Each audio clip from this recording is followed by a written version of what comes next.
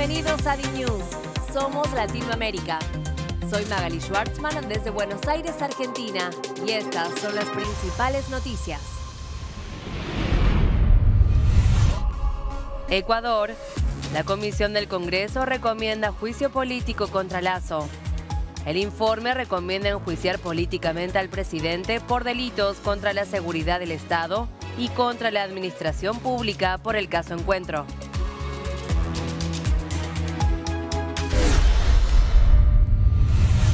Argentina. Un apagón masivo dejó a 20 millones de personas sin luz. En medio de la ola de calor se reportaron interrupciones en el servicio. Un corte de luz afectó los servicios eléctricos en el AMBA y ciudades de varias provincias del país.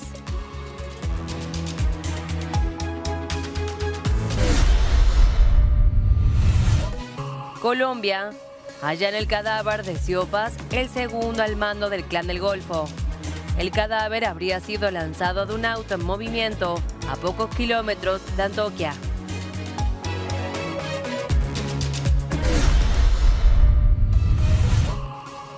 Megacárcel de El Salvador. Petro propone a Bukele un foro internacional para comparar experiencias sobre homicidios. El presidente de Colombia propuso el foro. El planteo surge de las discusiones entre ambos mandatarios, luego de que Petro criticara la cárcel.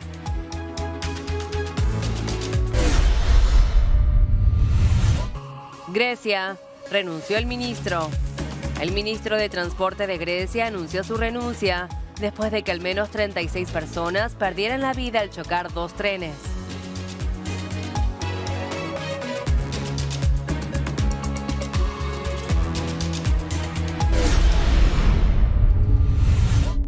Ecuador. La Comisión del Congreso recomienda juicio político contra Lasso. La Comisión Especializada Ocasional por la Verdad, Justicia y la Lucha contra la Corrupción aprobó ayer el informe final que señala la supuesta responsabilidad del mandatario dentro del caso Encuentro. Con 6 votos a favor y 1 en contra, la comisión dio luz verde al documento, por lo que ahora será turnado al Pleno de la Asamblea Nacional. Entre las conclusiones, se estableció la falta de acciones por parte del Ejecutivo para impedir el cometimiento de delitos como cohecho, peculado y concusión. Por ello, se recomendó que sea juzgado por la presunta comisión de delitos contra la seguridad del Estado. El caso El Gran Padrino se destapó a principios de enero pasado, cuando fue expuesta la existencia de una supuesta red de corrupción entre empresas públicas, las cuales eran manejadas por Danilo Carrera Druet, cuñado del presidente Lasso. Desde hoy les decimos, tenemos candidato presidencial, es Enrique Capriles Raboski. Así lo confirmó el miércoles el partido venezolano Primero Justicia de cara a las primarias que se celebrarán el 22 de octubre de 2024. El anuncio tuvo lugar durante un evento en el que Capriles no estuvo presente, pero arrasó en una consulta interna de la organización frente a otros 2 dirigentes. El líder opositor no se ha pronunciado sobre su candidatura. Pero también hemos tenido, a través de un proceso directo, democrático, extraordinario, la selección de un abanderado presidencial que sale con muchísima fuerza a recorrer toda Venezuela y a llenar a Venezuela de esa expectativa clara de un triunfo para derrotar, un triunfo en las primarias y un triunfo para derrotar a Nicolás Maduro. Se trata del tercer intento de Capriles por llegar a la presidencia luego de enfrentar a Hugo Chávez en 2012 y un año después a Nicolás Maduro. Sin embargo, el político de 50 años se encuentra inhabilitado para ejercer cargos políticos por supuestas irregularidades administrativas durante su gestión como gobernador del estado de Miranda entre 2008 y 2017. Este es uno de los temas pendientes de abordarse en el lento proceso de negociación entre el gobierno y la oposición que se lleva a cabo en México. Las conversaciones se encuentran paralizadas desde noviembre a la espera del desembolso de recursos congelados por las sanciones internacionales contra el gobierno de Maduro y que serán destinados a atender la crisis humanitaria. México. Andrés Manuel López Obrador pide determinar papel del ejército en matanza en el norte. El presidente mexicano fue consultado en una de sus conferencias matutinas sobre el incidente en el que 5 jóvenes fueron asesinados el pasado domingo en Nuevo Laredo. Las víctimas murieron presuntamente a manos del ejército cuando volvían a su casa en una camioneta tras pasar la noche en una discoteca.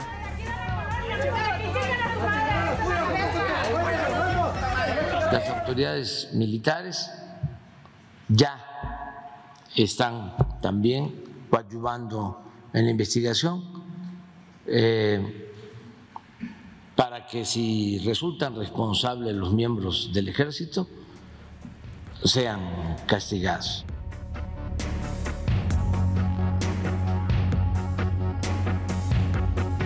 Tanto la Fiscalía General de la República, la Fiscalía General de Justicia Militar y la Comisión Nacional de Derechos Humanos han iniciado sendas investigaciones para esclarecer el suceso y la responsabilidad del ejército. Por su lado, la Secretaría de la Defensa Nacional emitió un comunicado en el que detalló que los elementos del ejército realizaban un operativo cuando escucharon detonaciones de armas de fuego y decidieron acudir al lugar de los hechos.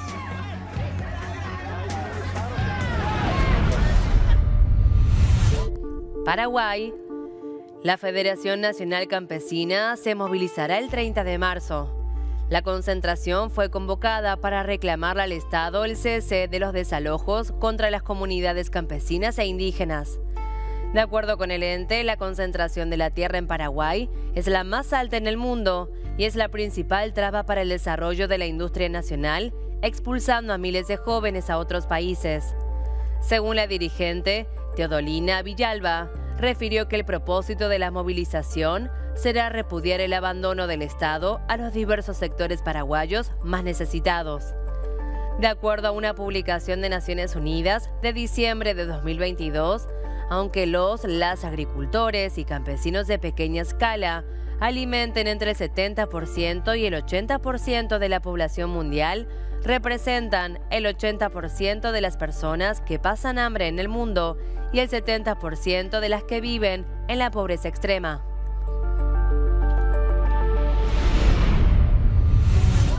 Perú.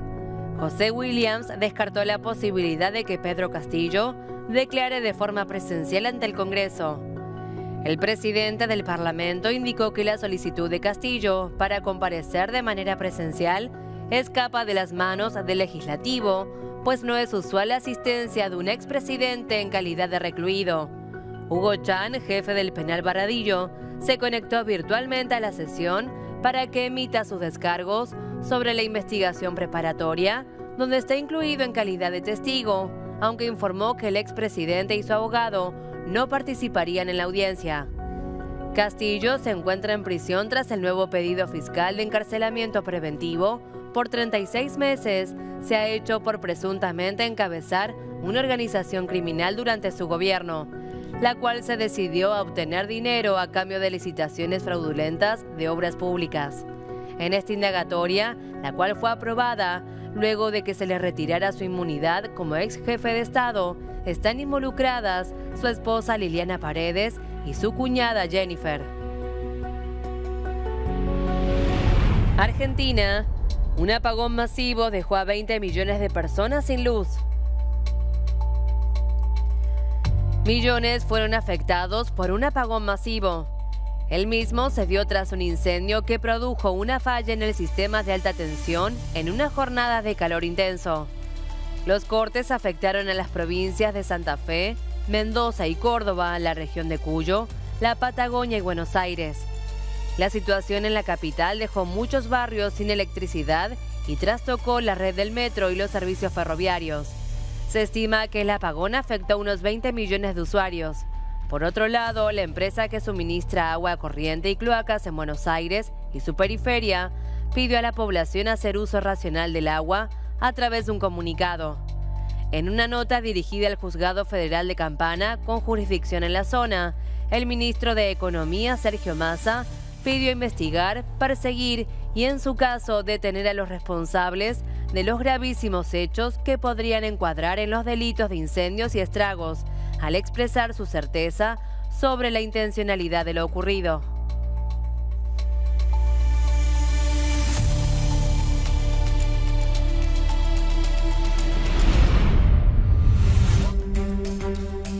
Mega cárcel de El Salvador. Petro propone a Bukele un foro internacional para comparar experiencias sobre homicidios. El planteo surge de las discusiones entre ambos mandatarios, luego de que el presidente colombiano criticara la mega cárcel que su homólogo presentó al mundo. Aquella mención despertó la reacción de Bukele.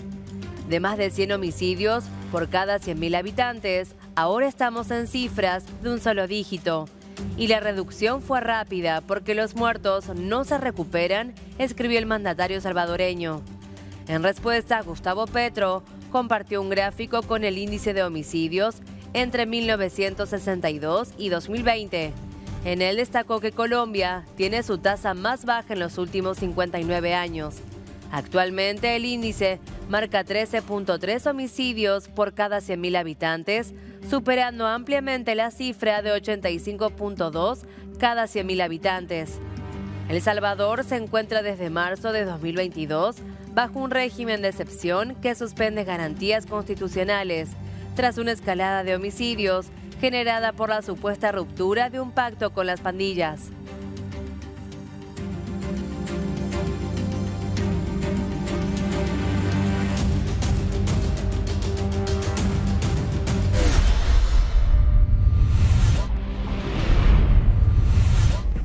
Colombia halla en el cadáver de Siopas el segundo al mando del Clan del Golfo. La Policía Nacional se permite informar que a 3 kilómetros del municipio de Dabeiba, vía Auramita, se ha encontrado un cuerpo a quien se le tomaron las impresiones dactilares y además de eso se han verificado técnico-científicamente a través del sistema AVIS, impresión biométrica. Como resultado de esta prueba hemos encontrado el cuerpo de Wilmar Antonio Giraldo Quirós, alias Siopas, segundo cabecilla de las AGC en Colombia. Un perfil criminal de 12 años dentro de esa estructura criminal, de este grupo armado organizado. Pero además, en el 2009, esa persona fue desmovilizada del Frente Quinto de las FARC. Hoy se encontraba bajo el mando absoluto de todas las acciones criminales en el departamento del Chocó y en el Pacífico colombiano. Seguimos en toda la investigación para verificar los móviles del homicidio con todas las capacidades institucionales. Dios y patria. Encontraron el cadáver de un ex integrante de las FARC. En la vía que comunica Dabeiba con Uramita, a 3 kilómetros del casco urbano, fue arrojado desde un vehículo el cuerpo sin vida de Wilmar Antonio Giraldo Quirós, alias Siopas. Se trata del segundo cabecilla de las autodefensas gaitanistas de Colombia. En el 2009 esta persona fue desmovilizada del Frente Quinto de las FARC. Hoy se encontraba bajo el mando absoluto de todas las acciones criminales en el departamento del Chocó y el Pacífico colombiano. El cadáver presenta varios orificios de armas de fuego y heridas abiertas en la cara y brazos. Los expertos buscan identificar el tiempo aproximado en el que ocurrió el homicidio, porque se encuentra con algún grado de descomposición.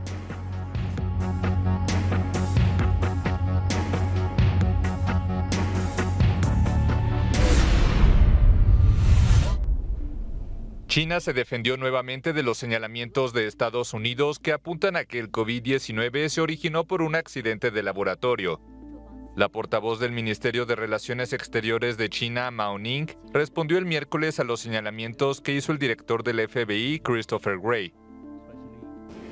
Estados Unidos una vez más vuelve a agitar la teoría de la filtración de laboratorio, lo que no desacredita a China, pero sí rebaja aún más su propia credibilidad. Llamamos a Estados Unidos a respetar la ciencia y los hechos, que deje de politizar el rastreo del origen del nuevo coronavirus, que evite que la infección socave la solidaridad de la comunidad internacional en la lucha contra la pandemia y la cooperación científica mundial en búsqueda del origen. China siempre ha negado la teoría de que el nuevo coronavirus haya tenido su origen en un laboratorio de la ciudad de Wuhan, donde se registró el brote inicial de la enfermedad a finales de 2019. El director del FBI insistió en esa hipótesis durante una entrevista con la cadena Fox News y acusó al gobierno chino de intentar frenar los esfuerzos por investigar las causas de la pandemia. Sin embargo, otras agencias estadounidenses han afirmado que el virus surgió de manera natural. La comunidad científica considera crucial determinar el origen de la pandemia para combatirla mejor o incluso prevenir la próxima. Estas son las noticias económicas del día.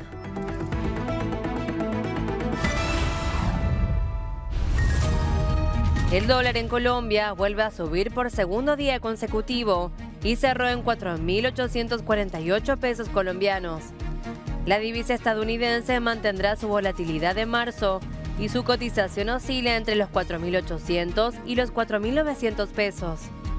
La volatilidad del dólar seguirá debido a factores nacionales e internacionales, entre los que están los mensajes de política económica del gobierno de Gustavo Petro, la invasión de Rusia a Ucrania, el alza en las tasas de interés de la Reserva Federal de Estados Unidos y la advertencia hecha por el Banco Mundial de recesión económica.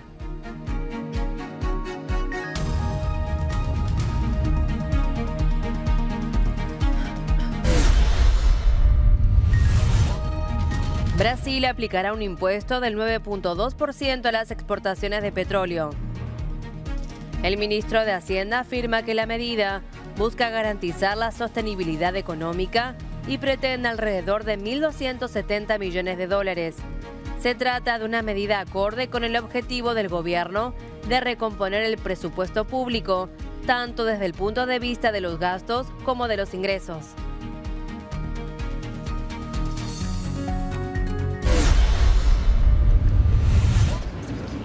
Tratado comercial entre Costa Rica y Ecuador.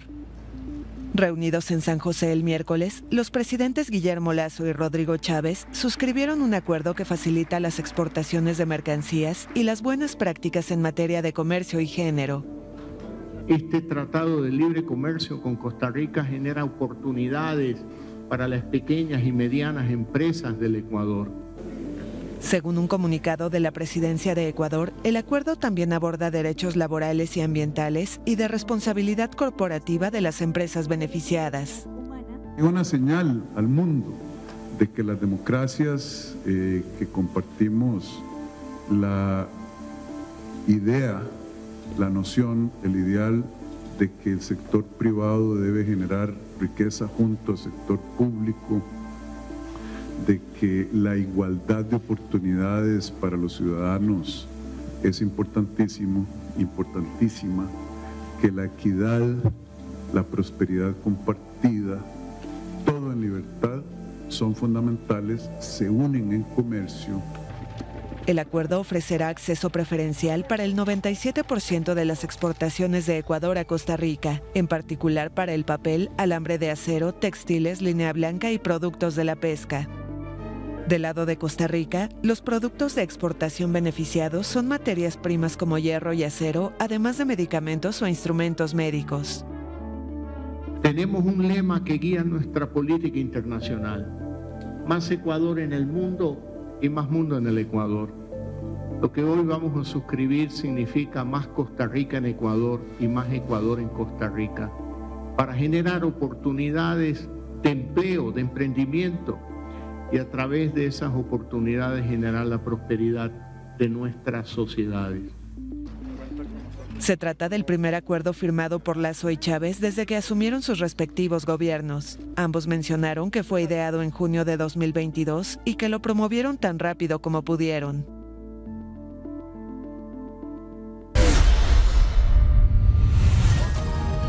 México. Los productos de la canasta básica siguen al alza. El índice general de precios al consumidor se ubicó en un 7.76% a tasa interanual. A pesar de que la inflación se desaceleró durante la primera quincena de febrero, sigue ubicándose muy por encima del objetivo oficial y eso se ve reflejado en los precios de los productos. Según el índice de precios al consumidor, entre los productos que siguen al alza están el pollo y la gasolina, mientras que a nivel nacional, los productos que se registran a la fecha con mayor alza son el huevo, el chile y la cebolla.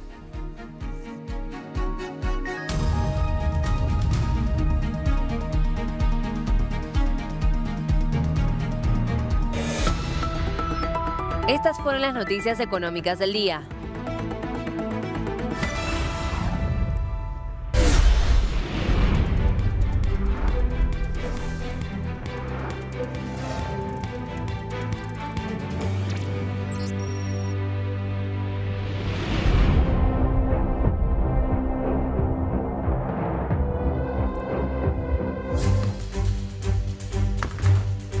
Rusia informó que logró repeler un intento de ataque masivo con drones en Crimea.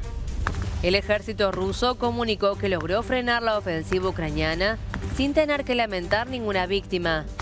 El Kremlin afirmó que puso fuera de servicio a 10 drones en un intento durante el intento de ataque en la península.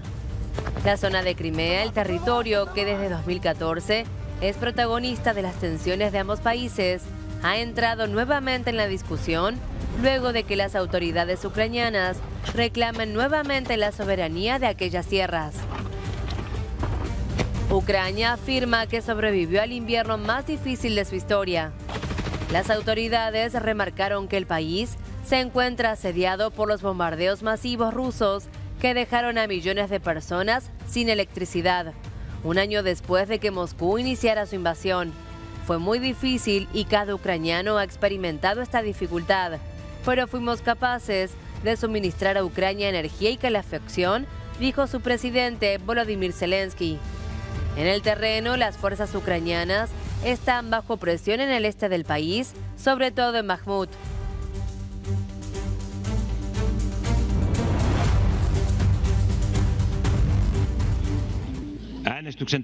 El Parlamento de Finlandia aprobó el miércoles una ley que permite el ingreso del país a la OTAN.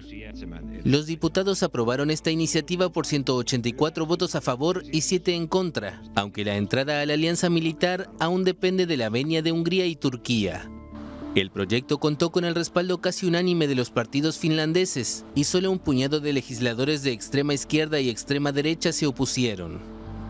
A raíz de la invasión rusa de Ucrania, Finlandia y Suecia decidieron pasar página a su política de no alineamiento militar en vigor desde los años 90 y heredera de décadas de neutralidad para postularse a la OTAN en mayo de 2022. Finlandia había expresado hasta ahora su voluntad de ingresar junto a Suecia, pero las dificultades que encara ese país con Turquía, que culminaron con una serie de incidentes diplomáticos en enero, cambiaron la situación. Mientras Ankara confirmó que puede tratar por separado la entrada de Finlandia de la de Suecia, todavía falta el pronunciamiento de Hungría, conocida por sus posiciones más ambiguas hacia Moscú. Finlandia, sometido a una neutralidad forzosa por parte de Moscú después de su conflicto con la Unión Soviética durante la Segunda Guerra Mundial, comparte 1.340 kilómetros de frontera con Rusia, el segundo país europeo tras Ucrania.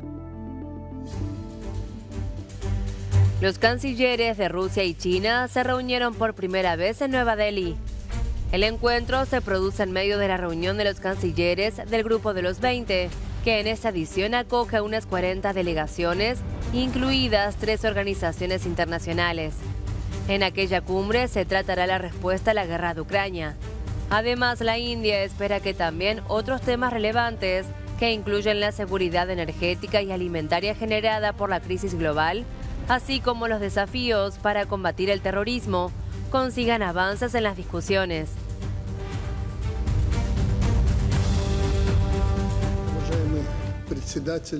Bielorrusia apoya el plan de paz de China para Ucrania. Así lo declaró su presidente Alexander Lukashenko, aliado de Moscú, en conversaciones en Pekín con su homólogo chino Xi Jinping. Bielorrusia milita activamente con propuestas para la paz y apoya plenamente su iniciativa en favor de la seguridad internacional. El viernes pasado, cuando se cumplió un año desde el inicio de la ofensiva rusa contra Ucrania, Pekín publicó un plan de 12 puntos que incluye un llamado para que Moscú y Kiev inicien conversaciones de paz. Pero este rol de mediador que busca tener China es cuestionado por los países occidentales que critican sus vínculos con Rusia. Bielorrusia, vecino de Ucrania, no ha enviado a soldados a combatir directamente, pero el gobierno ha brindado su territorio a las tropas de Moscú para que lo usen como base de retaguardia. Perú agradeció el pedido de Estados Unidos de que el gobierno de Dina Boluarte pueda adelantar las elecciones. El hecho ha sido calificado como una opinión de un gobierno amigo por parte del primer ministro Alberto Otárola. El funcionario diferenció el mensaje del gobierno estadounidense con lo señalado por Andrés Manuel López Obrador, señalando que este llegó a incitar a la población en contra del gobierno. Otárola considera que el Ejecutivo ha cumplido con su deber de presentar 2 proyectos de adelanto de elecciones. Sin embargo, mientras uno fue enviado al archivo, El otro espera una segunda votación para su aprobación. El primer ministro indicó que será la Cancillería el ente encargado de responder las recientes declaraciones del gobierno estadounidense a través del subsecretario de Estado para América Latina. Por otra parte, Dina Boluarte recibió el bastón de mando de Fuerzas Armadas. La presidenta se convirtió en la primera mujer que asume este cargo en la historia del Perú. Si bien ya había asumido el cargo automáticamente luego de asumir como jefa de Estado, Boluarte no había protagonizado el acto simbólico. Para ello, presidió una ceremonia con representantes de la policía, del ejército, de la marina, de las Fuerzas Armadas y brigadas de rescate, sanitarias y cascos azules. Además, estuvieron presentes los ministros de Interior, Vicente Romero, y de Defensa, Jorge Chávez. Quiero aprovechar la oportunidad para ratificar ante el pueblo peruano que seguiremos trabajando en favor de la reactivación económica, la atención de las necesidades urgentes, del diálogo y la paz social. Estamos comprometidos con el país y en particular con las regiones del sur. Por ello, en los próximos días anunciaremos un conjunto de medidas concretas para impulsar el crecimiento y el desarrollo de la región de Puno.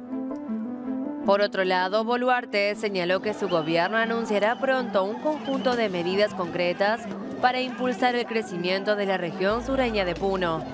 Este departamento es el único en el que parte de sus habitantes siguen manifestándose en contra de la presidenta y pidiendo su dimisión desde que asumió el cargo a principios de diciembre. Allí se desarrolló la jornada más sangrienta de las protestas, en la que murieron 18 personas a manos de las fuerzas del orden. Por otro lado, la ONU le pidió al gobierno un informe sobre el accionar policial durante las protestas. El organismo recabó información sobre presuntos casos de uso excesivo de la fuerza, detenciones arbitrarias, desapariciones forzadas, estigmatización de la protesta, violación al debido proceso y un elevado número de muertes potencialmente ilícitas en las manifestaciones que contabilizan más de 60 fallecidos. Las Naciones Unidas dieron un plazo no mayor a 60 días para que el Ejecutivo encabezado por Dina Boluarte entregue información detallada sobre el estado actual de la indagación y si la misma se ajusta a los estándares internacionales y científicos. El gobierno peruano rechazó recientemente las acusaciones en su contra sobre violaciones a los derechos humanos y racismo sistémico realizadas por Amnistía Internacional. Por otro lado, Boluarte ordenó compensar económicamente a las familias de las personas fallecidas en enfrentamientos con la policía, tanto civiles como uniformados.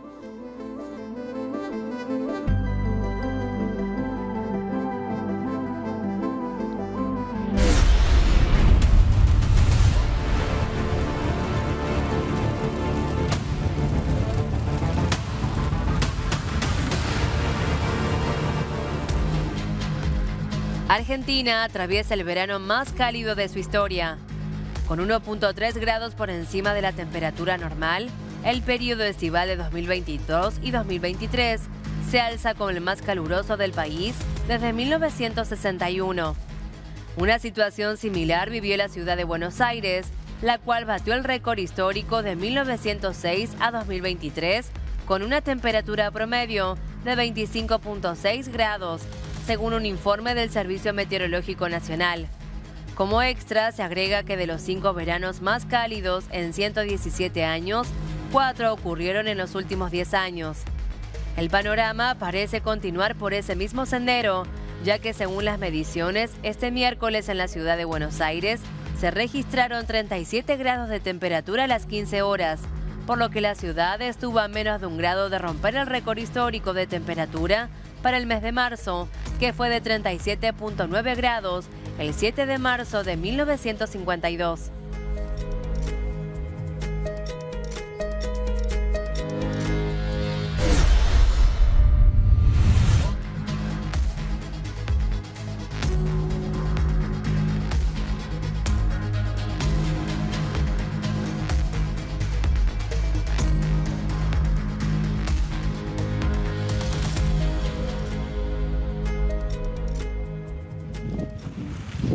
La costa arenosa de Cedeño, en el sur de Honduras, sufre el avance inexorable del mar.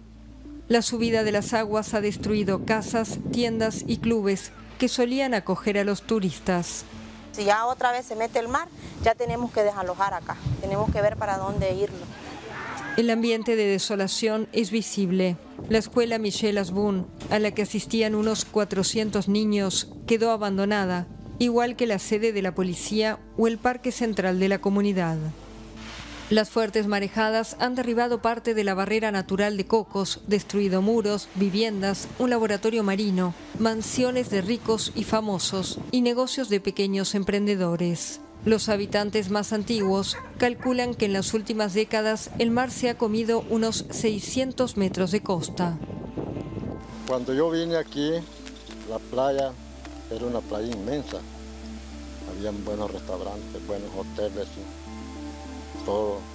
Y el mar, pues poco a poco, el mar ha venido recobrando. Los pescadores de Cedeño son testigos de cómo desaparecen también las especies de crustáceos y moluscos y disminuyen los peces. Antes habían manadas de delfines, habían tiburones, se sacaban pez espada, mero de quintal en delante, ahora ya todo se ha perdido por la deforestación de la flora y fauna. Antes está la cuestión de los peces, de pescado, uno salía a pescar, raleaba pescaba con cordel antes, ¿va? No había motores. Uno raleaba lo que podía ajustar en el día a ralear. Y ahora lo que tenemos directamente es una escasez de pesca, más cuando el mar se enoja, con estos vientos, nosotros sufrimos aquí en Cedeño. Ambientalistas consideran el Golfo como la zona cero o de mayor impacto del cambio climático en Honduras. Un informe del Comité de Defensa y Desarrollo de la Flora y Fauna del Golfo de Fonseca da una estimación alarmante. Cedeño, con unos 7.000 habitantes, podría desaparecer por completo en 100 años. Es el derretimiento de los glaciares, ¿verdad? Que eso está aumentando el caudal, podríamos así decir, del mar, y eso está provocando la pérdida de playa. Y esto pues ocasiona, digamos, que las poblaciones tengan que irse perdiendo toda su infraestructura, ¿verdad? Tanto del tema de viviendas como también el tema de comercios, ¿verdad? Porque sabemos que son comunidades que de alguna manera sobreviven del turismo. El comité apuesta a la restauración de ecosistemas para rehacer los arrecifes artificiales y a la reforestación del mangle. Todo sea para intentar mitigar el avance del mar antes de que sea demasiado tarde. Panamá. La Corte Suprema rechazó el matrimonio igualitario. El tribunal advirtió que no lo considera un derecho humano ni un derecho fundamental reconocido por la Constitución panameña, pese a los numerosos recursos presentados para que fuese autorizado. Los recursos fueron presentados por varias parejas panameñas del mismo sexo que buscaban que sus matrimonios celebrados en otros países fuesen reconocidos legalmente en Panamá. Sin embargo, la Corte expresó que por más cambios que se sucedan en la realidad, por ahora el matrimonio igualitario carece de un reconocimiento convencional y constitucional en el país. El anuncio del fallo, dictado el 16 de febrero, coincide con la celebración este miércoles del Día Internacional de la Cero Discriminación.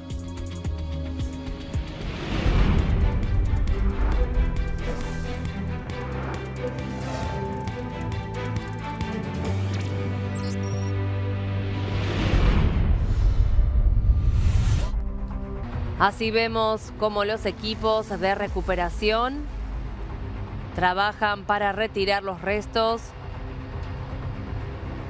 del mortal accidente de tren. Así trabajan para retirar los restos de un tren de carga y pasajeros que chocó y mató al menos a 42 personas. En el rescate participan unas 500 personas. Recordemos que en un tren lleno de estudiantes, de jóvenes de una veintena de años, fue lo que declaró El médico del hospital de Larissa: es realmente impactante ver los vagones arrugados como si fueran de papel. Luego de esto, dimitió el ministro de Transporte tras el accidente de trenes. Costas Agileas Karamanlis anunció su dimisión en la jornada siguiente al siniestro, que cobró la vida de al menos 42 muertos y decenas de heridos. Despegue exitoso. Un cohete de SpaceX con 2 astronautas estadounidenses, un emiratí y un cosmonauta ruso salió el jueves rumbo a la Estación Espacial Internacional. El lanzamiento desde el Centro Espacial Kennedy en Florida, al sureste de Estados Unidos, se había anulado el lunes a última hora a raíz de un problema de los sistemas en tierra. La NASA explicó el miércoles que el problema afectaba el suministro de líquido utilizado para encender los motores y que había sido causado por un filtro obstruido que ya había sido reemplazado. El despegue se produjo poco después de la medianoche local y se espera que los astronautas lleguen algo más de 24 horas después al laboratorio orbital, donde permanecerán unos 6 meses. Sultan Al-Neyadi, de 41 años, se convertirá en el 4º astronauta de un país árabe en la historia y el primero de su país en pasar 6 meses en el espacio. La misión también incluye al cosmonauta ruso Andrei Fedyayev, justo cuando las tensiones entre Washington y Moscú están en su punto más alto, un año después de la invasión rusa de Ucrania.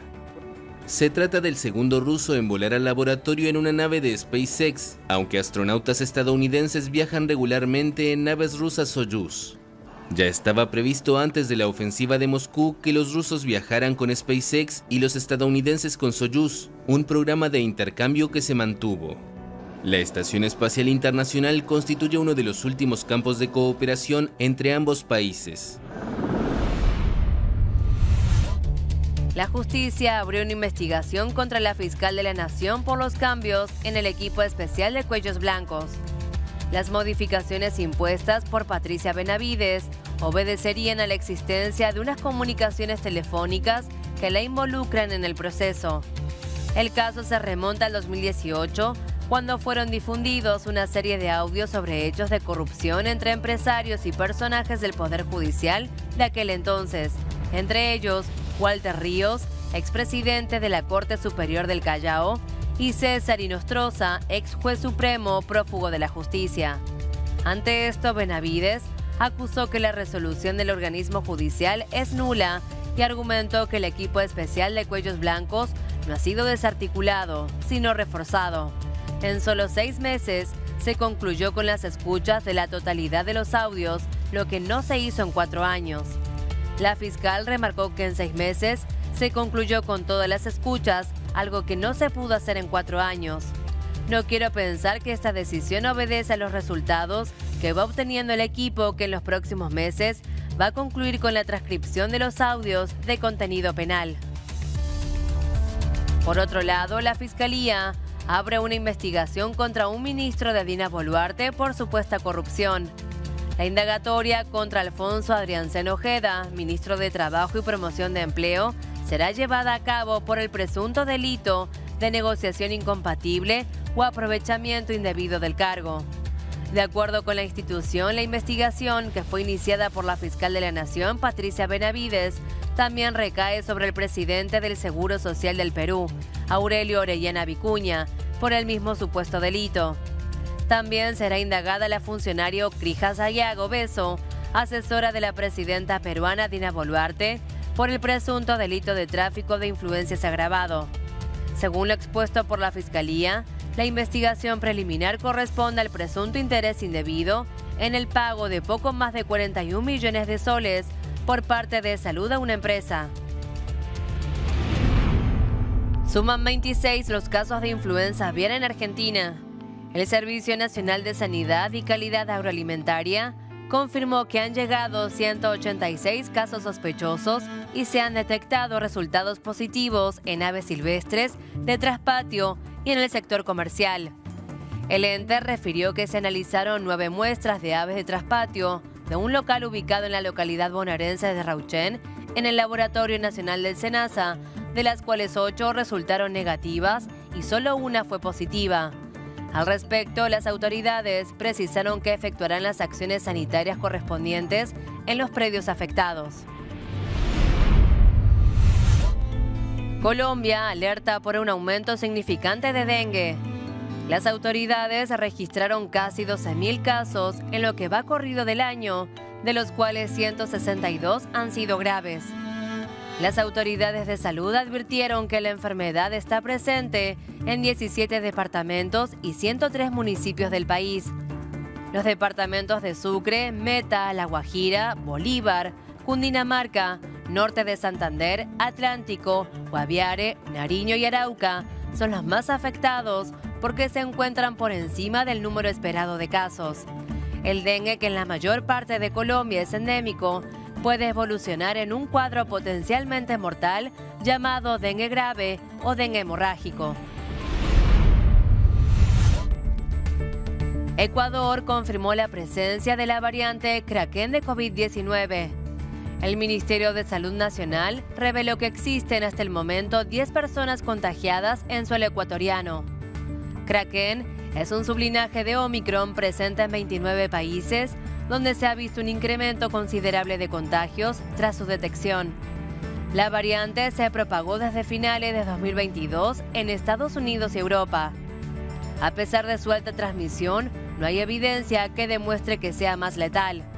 De acuerdo a las cifras del Ministerio de Salud, la semana pasada se registraron 286 casos de COVID-19 en Ecuador, convirtiéndose en la menor cifra de contagios registrada desde marzo de 2020.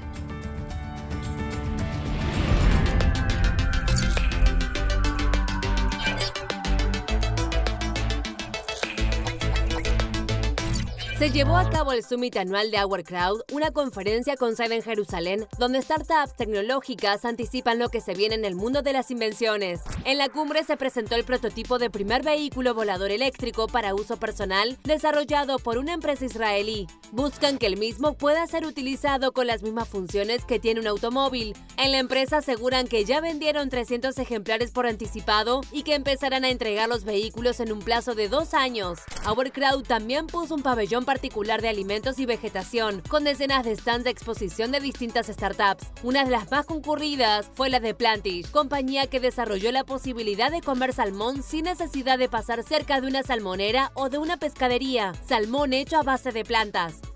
Otra startup que dijo presente fue Remil, con una idea similar, en su caso la de producir leche y otros productos lácteos sin necesidad de vacas. El proceso que utiliza es el de fermentación a base de levadura que produce proteínas lácteas, pero sin que haya incluidas lactosa, colesterol y hormonas de crecimiento.